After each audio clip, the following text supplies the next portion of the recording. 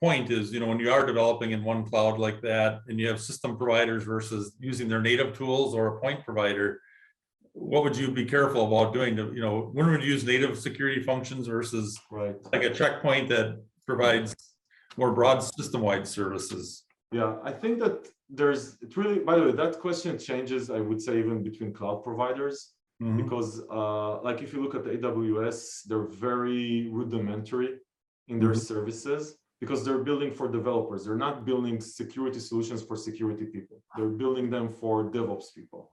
So if you're a security admin, you're not gonna like the UI on Amazon. It's just not built for you.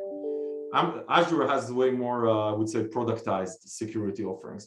But back to your original question, I think that you're gonna see, if you're a one cloud SaaS company, let's say, you're cloud native one cloud, you're gonna find the evolution is just like that. You'll be able to check the box and get your basic security with the cloud native tools. And that might be in some cases the fastest way to check the box, right? And I think, but when, let's take posture management, for example, you can use the AWS solution for posture management. It's sort of rudimentary. You'll check the box. You're not going to get really full coverage for the services. You're not going to get customization capabilities. You're not going to get a dashboard. It's going to be very hard to manage, but you can check the box. So I think for companies that just want a simple solution and they're one cloud, some services from the cloud providers are going to do it, but we don't see that it's not cheaper. It's not cheaper. You pay for everything on it. By the way, AWS are the masters of charging for everything. So you're paying for stuff. So people say, I'm going to use the cloud native. So yeah, and what? So what? What do you think? It's free? You're paying for everything. Actually, a lot of the times you're paying way more than you would pay for a third-party tool because everything is based on traffic and stuff like that. And you're going to get less. So I think you're going to see, I don't see a lot of, the only places where I think that there's a real sort of discussion is where companies that the security team is developers. When the security team is run by developers, then they feel very comfortable with the native tools, just because these are tools that they just feel like another AWS service that they turn on, right?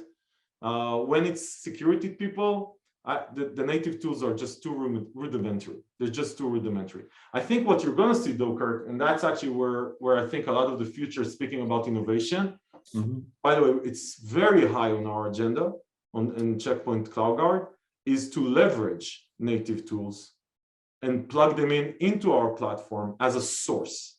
So for example, I'll give you a great example right now. Amazon just launched a service called, so they launched it a while ago, Inspector, and now they launched Inspector 2.0, which basically gives you a view of all your machines, virtual machines in the Amazon environment, plus their vulnerability situation. Like they literally scan the machines, okay, and tell you which ones are vulnerable. By itself, I don't know what you would do with it. But as an input to a cloud security posture management system, really interesting.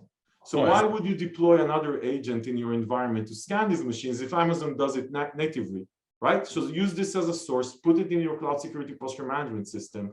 And now when you look at your situation or your status, you can also see inputs from Inspector in the context of your full picture for compliance. So I think you're going to see more and more people integrating the cloud native tools into something that is actually usable in the bigger context. So that's definitely going to happen.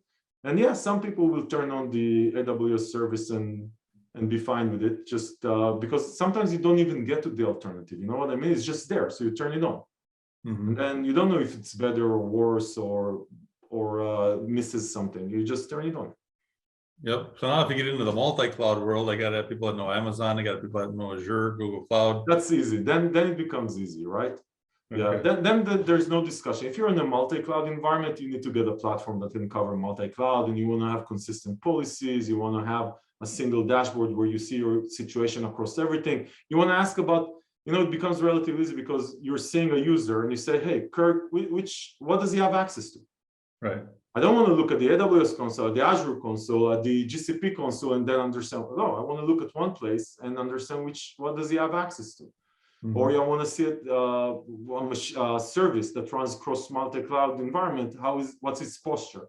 Multi-cloud is really easy. I don't think the cloud providers play in that. They're really playing what you mentioned earlier. They play in, oh, you're already all in AWS, turn this thing on.